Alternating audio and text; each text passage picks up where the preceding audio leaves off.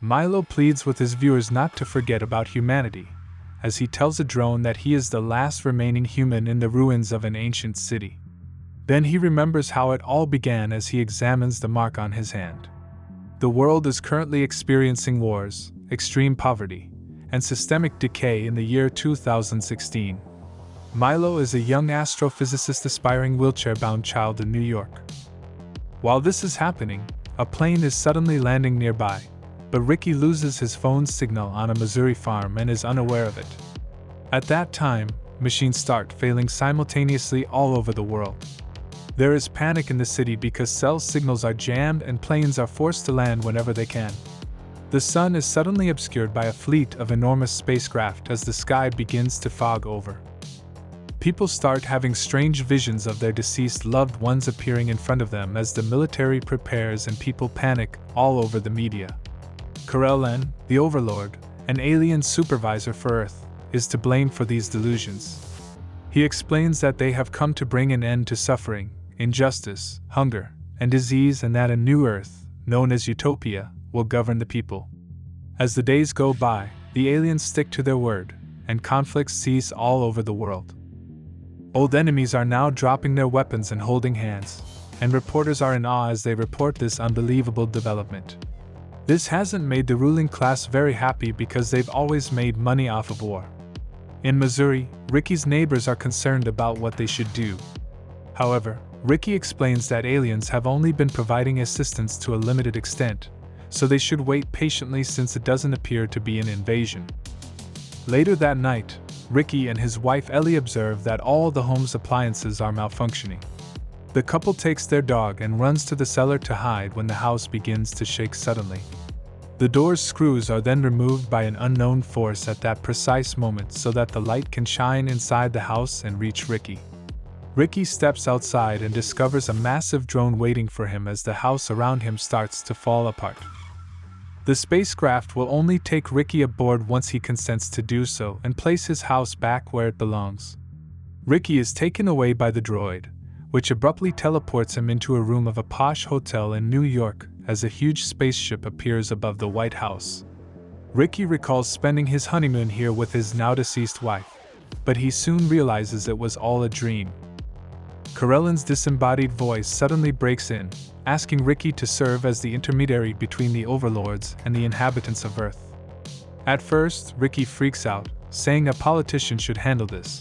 However, Kal-El points out that politicians are corrupt, and Ricky has fairly earned the neighborhood's trust. Then Kal-El gives Ricky an unknown device without explaining what it is. A mother is raising her sick child toward the spaceship in the White House in the meantime. Government representatives and the media soon arrive at Ricky's farm to cover the first alien abduction. As soon as Ricky is dropped off by the drone and departs, government agents quickly surround him and demand the device while yelling threats of violence. Ellie arrives with a camera to document any potential acts of brutality when Ricky refuses. Ricky is forced to turn in the device because the agents are still armed. The baby in Washington miraculously recovers as soon as they open it. A few hours later, news of the same nature spreads throughout the globe. Illnesses, even fatal ones, are vanishing.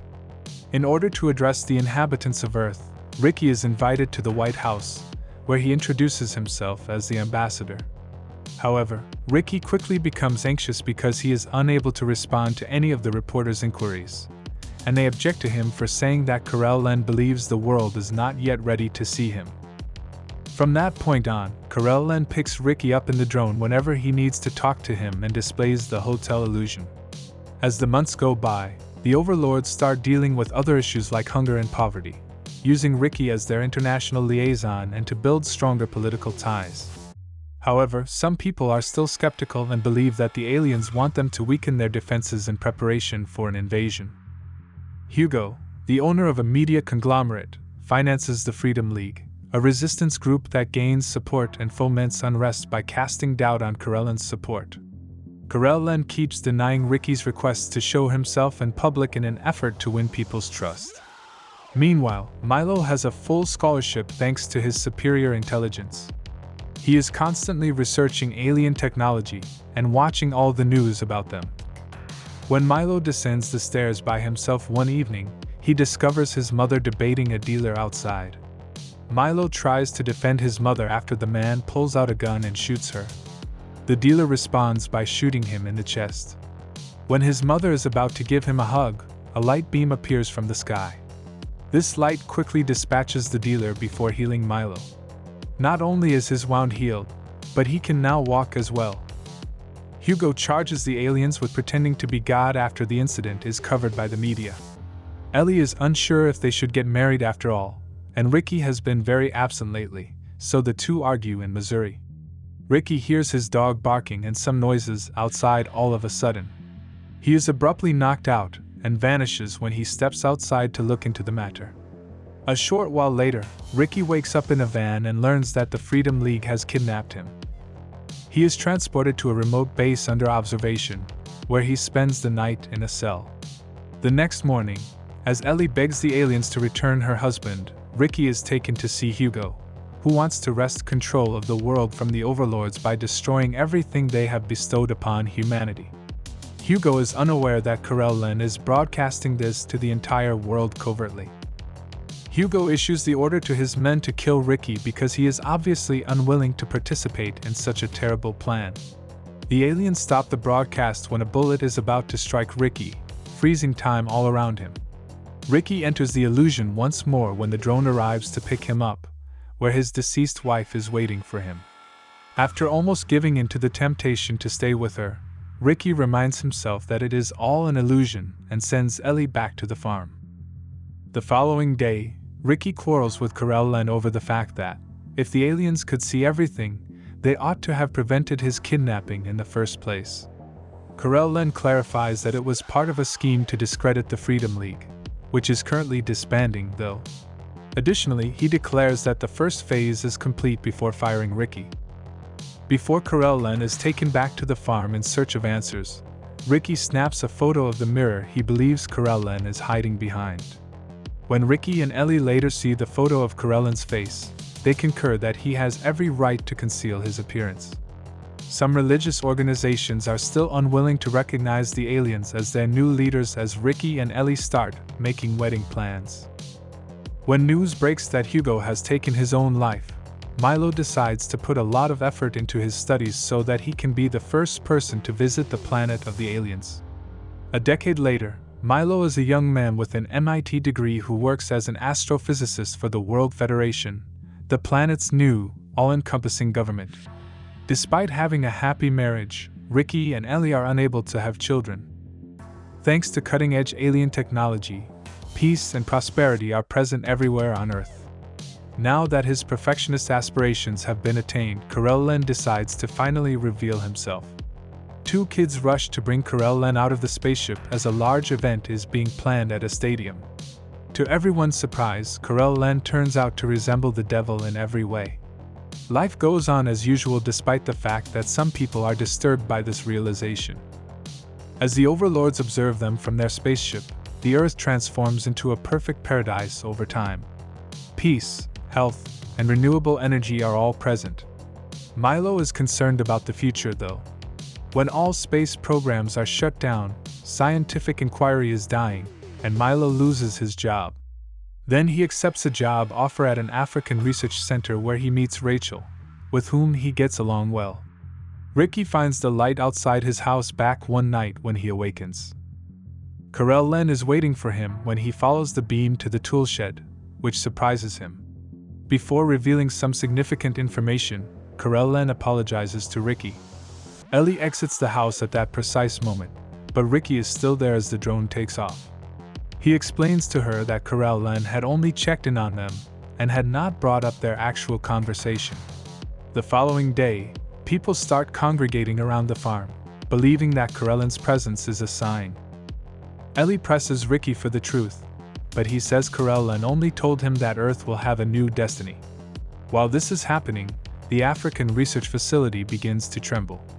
Dr. Boyce discovers a new room in the building that the aliens immediately place there, and Rachel notices all of their animals frightening in their cages. He assumes that Corellon wants them to conduct a conversation with someone after discovering a glowing object inside the package that resembles a massive Ouija board. Boyce learns later that the Ouija board was once a tool of Satan because it revealed information that only God should know when he investigates the history of the device. Tommy wakes up to find a light outside later that night, while having nightmares in a suburban home in the United States. Amy, Tommy's mother, is looking down at her stomach as the drone circles the house. Jake, Amy's husband, is awakened when he hears her repeat, "We have to save the children," after the drone has flown away. She then inquires about Tommy, and Jake goes outside to locate him there.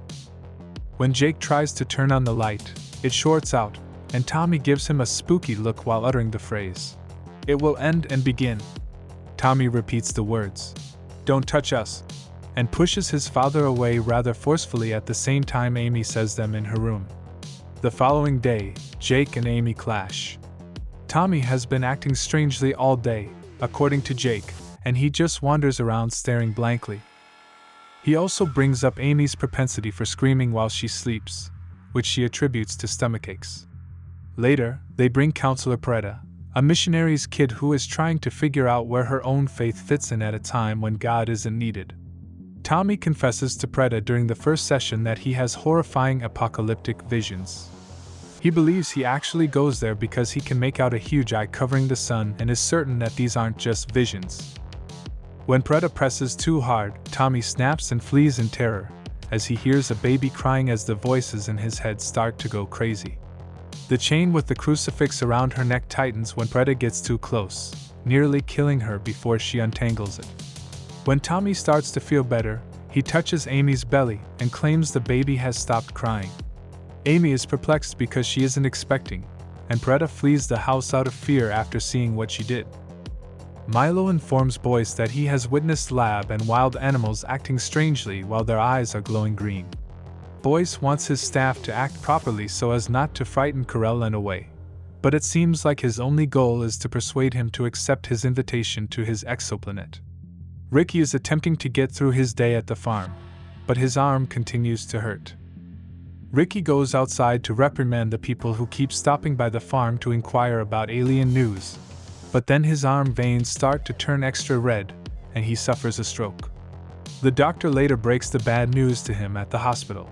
Something in Corellin's ship poisoned Ricky, giving him not much time left. This clarifies why he and Ellie were not unable to conceive.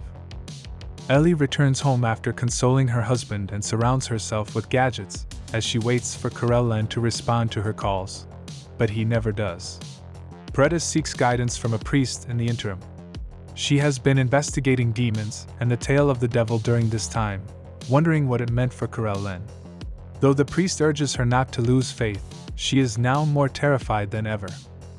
Milo thinks humanity has drawings of creatures resembling Corellin because they have always known the overlords would arrive to do good. Milo and Rachel also argue about philosophy and religion. Amy finds out that she is indeed pregnant 4 months later. When she finally settles on Jennifer, she begins to consider other names, but Tommy pronounces it first. As Preta approaches Tommy's home in the evening to offer prayers for the group, the alien drone with the light beam materializes above her. The drone disappears when Preta raises her crucifix, and she dashes to the door to see how the family is doing.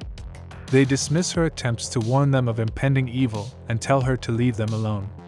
The following day, when Preta learns that Corellin is abandoning his prophet Ricky to suffer in the hospital, she becomes even more concerned. She makes the decision to go to the farm and support those who are camped outside while getting to know Ellie. Boyce prepares a special party event in the interim and sends a worker to invite Jake and his family under the pretext of a job interview. Boyce is friendly with everyone and offers to show Amy around the facility on her own. Milo, who Ricky eventually speaks with, explains that Boyce is actually closing the facility so that no interviews can take place. Boyce then makes a big surprise announcement. Corellin has also joined the party. They clarify that they have been transporting animals to Corellin's planet so that they can be housed in a zoo there. When Milo asks Corellin why he put an end to scientific inquiry, Corellin responds that it brought people too close to uncontrollable powers. After that, Amy is led to the room containing the Ouija board by Boyce and Corellin, who force her to put her hand on it. With the help of the entity that is growing inside of her, Corellon is able to communicate with it and use it to send a message, a light beam with a symbol in it, to the stars. Tommy is unwilling to leave, so Jake goes looking for him. Boyce's nose begins to bleed in the chamber, and Corellon talks to the being inside Amy, telling it can't be a child or save anyone. Boyce is concerned for Amy because she appears to be in pain and reaches out to touch him as Jake does the same for his son. Tommy and Amy both yell, "Don't touch us," and push the men away. Then, as Tommy runs to the roof and announces that Jennifer is awake before falling, Amy slips into a trance and starts using the board to direct the light.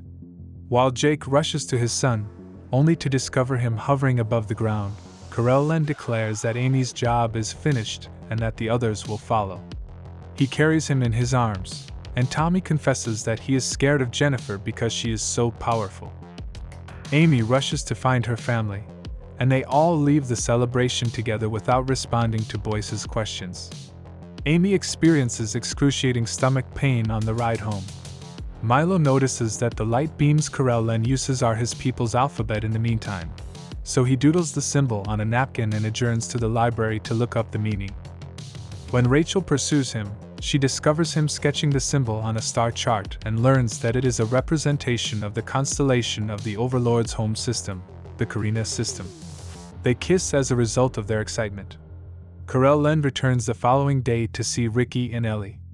In the midst of giving Ricky a vial of extremely rare and difficult-to-make medicine to heal him, Preta interrupts, calling Corellon a liar. This forces Corellon to admit that she sterilized Ricky, not the illness. The Earth's days are numbered, and it's always harder for parents, so he did this out of kindness. Corellon is shot by Preta while Ellie yells at him. Corellon collapses to the ground in pain and tells Ricky that he only intended to spare him pain. Corellon is instantly healed after Ricky administers the medication to him while feeling guilty. After that, Corellon tells a sobbing Preta that her faith is poetry but still ineffective because nothing can stop what is about to happen. Preta sees her mother's ghost later at home and follows it until she regrettably falls off the balcony. Boyce, who is building a new ark, discovers that Corellon had requested animals from him. Jennifer is born at the community hospital, and she has bright green eyes. The kids were raised in a utopia, so 4 years later they are stronger than any previous generation. Realizing that people have changed over time, Milo, who is currently dating Rachel, wonders what the next generation will look like. The new generation is being born with psychic abilities, although so far they are only being used for childish things, so he is now in charge of studying the kids and their new development. Due to some chips attached to his arm, Ricky is still alive in the meantime, but he is constantly in pain and has no idea how much longer he has. Meanwhile, in New Athens, defenders of the traditional way of life are organizing and appealing to everyone to join them before the end, though they are unable to specify what this end entails. Corellon tells Ricky what will happen to the world during a visit one evening. Additionally, he offers to spare Ricky if he agrees to leave this place, but Ricky declines. The following day, Milo and Rachel notice children acting strangely in the park. Suddenly, children everywhere enter a state resembling a trance and raise their right hands to the sky while chanting Jennifer's name. Actually, older children visit Tommy's home in search of their leader. In the meantime, Tommy explains that Jennifer gives the kids visions of new worlds, and Milo calls Jake to tell him that he has realized the children are all connected. As more kids arrive to fill the streets, Jake tries to tell them to leave, but they ignore him. Amy checks on Jennifer, who claims that there is no need to be afraid because she has seen everything. Jake makes the decision to relocate to New Athens as she uses her special abilities to read the thoughts of Tommy and the kids. Jennifer needs to use her abilities once more to get the kids to move because they are still obstructing the streets. When they arrive in New Athens, they find that the city is just like it was before the aliens arrived, polluted, overcrowded, odorous, and always with a body in an alley. Milo calls Jake repeatedly to ask about Jennifer, but Jake doesn't respond. Soon after they arrive, the police introduce the family to Mayor Jerry, who says he'd rather see New Athens burn if it fails than live in a utopia and that real free will is preferable to a utopia. Amy notices that Jennifer is also being ogled by the children in this area. Later, in their new house, Jake is persuaded by Amy to speak with Milo on behalf of their daughter. Jake complies with Milo's request to quiz Jennifer, but as soon as Milo starts talking about the future, the connection breaks. Milo is horrified when Jennifer shows him a vision of the planet being destroyed before she claims to have seen it all. Jennifer says, "The end begins," as the call comes to a close. Milo has a desperate plan to steal the next shipment of animals and board the Overlord's spaceship to save Earth. Although Rachel agrees to help grudgingly, she is devastated that he is leaving. Milo finds it terrifying when she demonstrates how they place animals in cages inside of bags, but he is determined to try it anyway. Later, Rachel successfully sneaks Milo into the spaceship with the other animals by smuggling him into the delivery truck, kissing him goodbye, and putting him to sleep inside the bag. Ricky is in excruciating pain at the farm, and the chips are no longer any comfort. When Ricky mentions the name of his deceased wife, Ellie, who is trying to assist him, is devastated. Without realizing Carell Len is present, Ricky finds himself back in the hotel when the room abruptly changes. He begins to experience his old memories as though they were real, but soon he starts to feel strange things in the space and hear Ellie's voice on the radio. Ricky is deeply affected by the memory of his wife passing away from cancer. After realizing this was all an illusion, Ricky forces Carell Len to reveal himself. Ricky declines his offer to stay here permanently because it isn't real and he has learned to love again thanks to Ellie. Ricky goes back to the farm and Ellie after requesting that Carell Len bury the room. Later, Tommy's family is watching a movie at the theater, but Jennifer abruptly calls out that it's time, and the movie is cut short. Carell Len makes one final appearance to speak to the inhabitants of Earth, warning them that they will soon pass away because they will reach a higher level of consciousness. Carell Len also tells the kids that they will all leave them and turn into superhumans, and that no more children will be born on Earth as they stand up and raise their hands to the sky. Pregnant women realize they've lost their babies at that point, and kids start floating up into the sky, oblivious to their parents' cries. Tommy, however, is able to stay behind. Following that, the family goes in search of Jerry and discovers him at the church in the cemetery next to his daughter's grave. He has already set off a bomb to blow up New Athens while extremely inebriated and claims that humanity cannot survive without children. Tommy claims he was only there for a short while to say goodbye and that he now needs to join his sister after Jake fails to persuade him otherwise. As Tommy rises, Amy sobs, acknowledging that their time has passed but at least they lived a good life. She then moves to stop Jake from deactivating the bomb. As the bomb detonates and completely destroys New Athens, the couple holds hands as Jennifer, who is nearby on top of a mountain, sends a beam of light into the clouds while absorbing the energy of every living thing on Earth. Milo wakes up on the Overlord's ship and immediately administers medication to his body in order to survive. When one of the Overlords comes across him, he actually greets Milo warmly and shows him their lava-filled home planet. He also explains that during Milo's journey, 40 years had already passed on Earth. The Overlord then claims that everything that has happened to Earth has already been planned by the Overmind, which is the universe as a whole. It has been communicating with the Overlords for countless years, and they visit worlds to make changes as the Overmind directs. The alien knows Milo wants to know everything, so he brings him to the Overmind, the brightest and most potent light yet. When the ship enters it, Milo finds himself speaking with an orange shadow that stands in for the Overmind in a wide area. It assumes Rachel's form as it explains that this is both God and evolution, that the children have moved on, and that the remaining humans will be incorporated into the cognitive melting pot in order to make Milo feel more secure. Milo is struggling to cope with it all, and as he exits the white area, he requests to be brought back to Earth so he won't pass out.